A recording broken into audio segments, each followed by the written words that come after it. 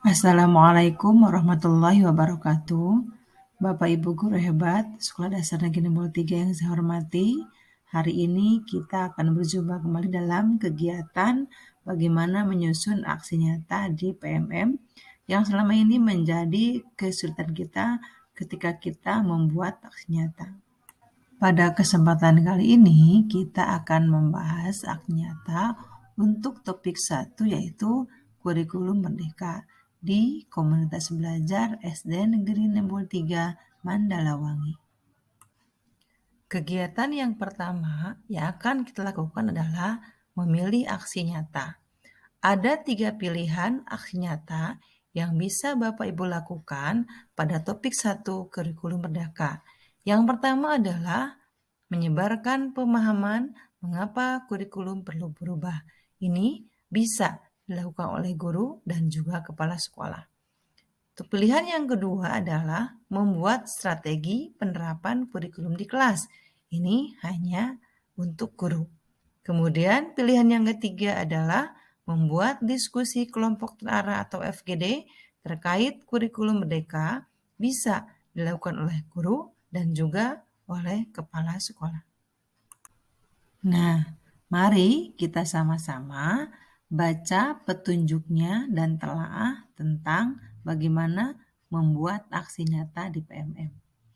Untuk pilihan yang pertama, rancanglah rencana penyebaran pemahaman mengapa kurikulum perlu berubah kepada sasaran yang menurut Anda perlu memahami konsep ini. Misalnya, rekan kerja guru, orang tua, dan juga murid. Nah, kemudian yang kedua adalah komunikasikan pemahaman Anda tentang kurikulum dan mengapa kurikulum perlu berubah. Ini kepada sasaran tersebut. Yang ketiganya, pemahaman boleh disampaikan melalui beragam media, misalnya presentasi, media, video, poster, lagu, puisi, dan lain-lain dengan cara yang efektif untuk sasaran. Kegiatan dapat dilakukan dengan bentuk luring maupun daring melalui media yang mood Anda sesuai.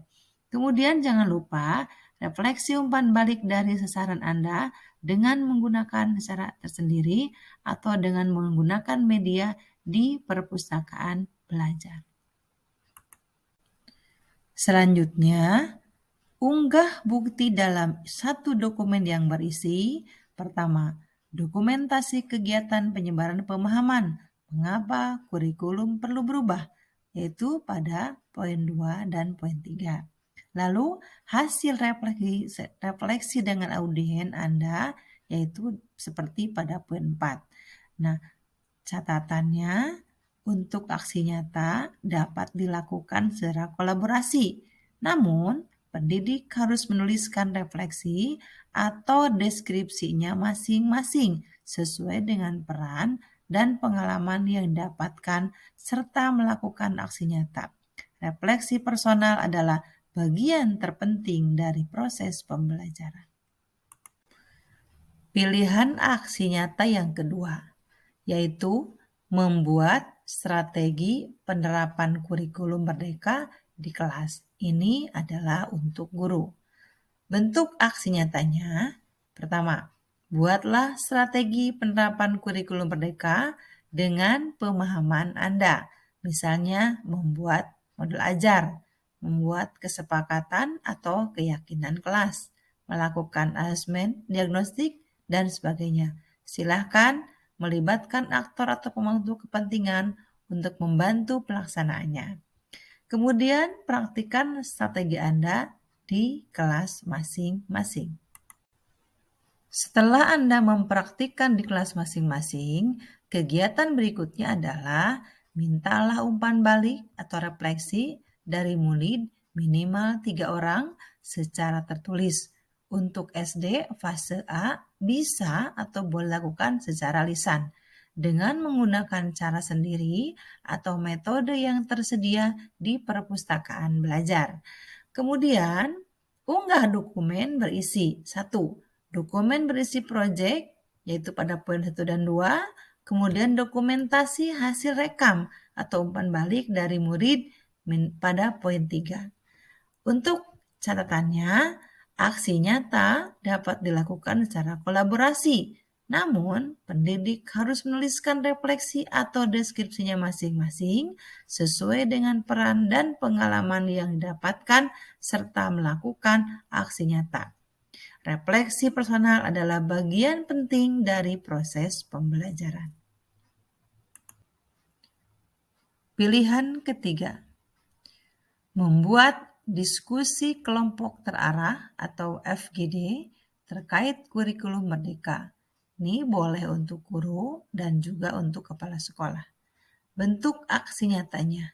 Buatlah kegiatan diskusi kelompok terarah atau FGD mengenai pemahaman kurikulum merdeka yang mencakup struktur kurikulum, asesmen, dan pembelajaran berdiferensiasi di satuan pendidikan Anda.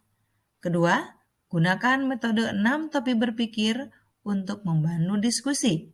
Selanjutnya, libatkan para guru dan staf di satuan pendidikan dalam kegiatan ini. Kemudian unggah bukti dalam satu dokumen yang jelas. Pertama, dokumen kegiatan pada poin 1 dan dokumen isi dari 6 topi berpikir pada poin 2. Catatannya, aksi nyata dapat dilakukan secara kolaborasi. Namun pendidik harus menuliskan refleksi atau deskripsinya masing-masing sesuai dengan peran dan pengalaman yang didapatkan, serta melakukan aksi nyata. Refleksi personal adalah bagian penting dari proses pembelajaran.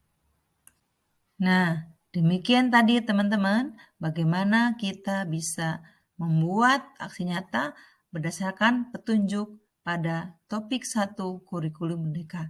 Ini adalah contoh kegiatan FGD yang sudah dilakukan di SD Negeri Nembol 3.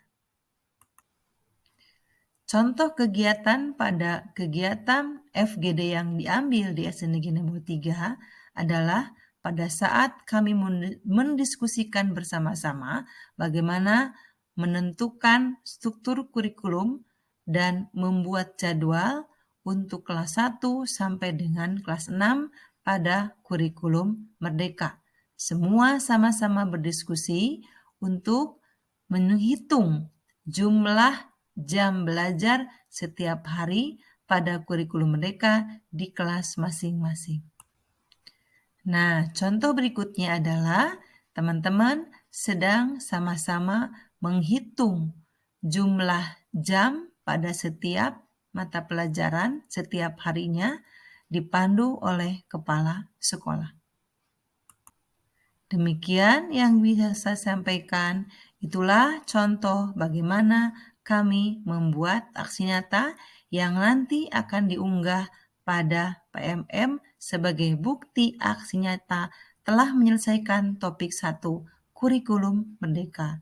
Terima kasih, sampai berjumpa lagi di lain kesempatan.